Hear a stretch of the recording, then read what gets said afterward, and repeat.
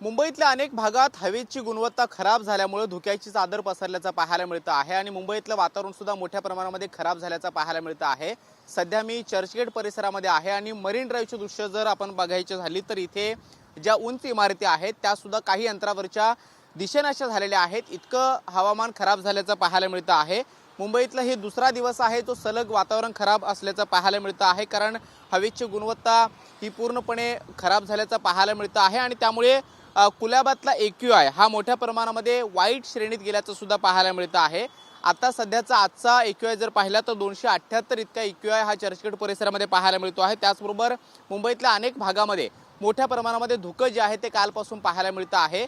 यामुळे ज्या लोकांना श्वसनाचे आजार आहेत त्यांना मोठ्या प्रमाणामध्ये फटका बसू शकतो, त्यांना अनेक त्रास जे आहेत ते उद्भवू शकतात, त्यांना तो त्रास सहन करावा लागू शकतो, अशा पद्धतीचं सुद्धा हवामान तज्ज्ञांचं म्हणणं आहे।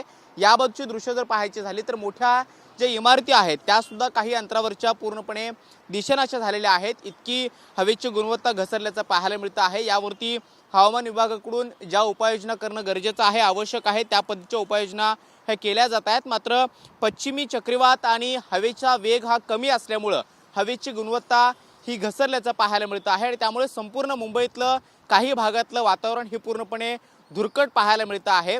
मुंबईत कालही अशाच पद्धतीचं वातावरण होतं आणि आज सुद्धा तेच वातावरण पाहायला मिळतं आहे।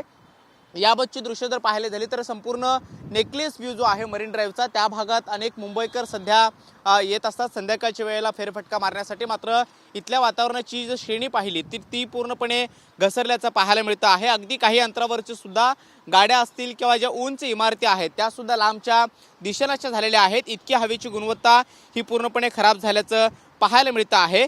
यामध्ये मुंबईमधलं कुलाबा असेल किंवा मालाड असेल आणि इतर भागामध्ये सुद्धा अशाच पद्धतीची हवेची गुणवत्ता असल्याचं पाहायला मिळतं आहे। त्यामुळे मुंबईतलं हवामान हे वाईट श्रेणीत असल्याचं सुद्धा हवामान तज्ज्ञांनी सांगितलेलं आहे। त्यामुळे श्वसनाचे विकार ज्यांना आहेत किंवा जे काही इतर आजार आहेत दम्याचा किंवा इतरांचे जे काही असे आजार आहेत त्यांनी विशेष करून आपल्या आरोग्याची काळजी घ्यावी अशा पद्धतीचं सुद्धा आवाहन हे तज्ज्ञांकडून केलं जातं आहे। मात्र सलग दुसऱ्या दिवशी मुंबईतल्या हवेची गुणवत्ता ही पूर्णपणे घसरल्याचं पाहायला मिळतं आहे। त्यामुळे अशा जे काही श्वसनाचे विकार असणारे जे रुग्ण आहेत त्यांनी विशेष करून आपली काळजी घेण्याचं आवाहन सुद्धा करण्यात येते। मात्र संपूर्ण मुंबईवरती धुक्याची चादर पसरल्याचं सध्या पाहायला मिळतं आहे। व्हिडिओ जर्नलिस्ट योगेश सोबत कृष्णा सोनारवाडकर, TV9 मराठी, मुंबई।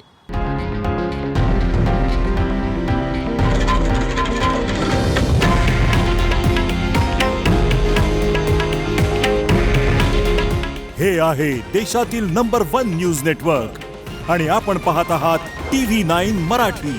काळजी तुमची, हित महाराष्ट्राचं।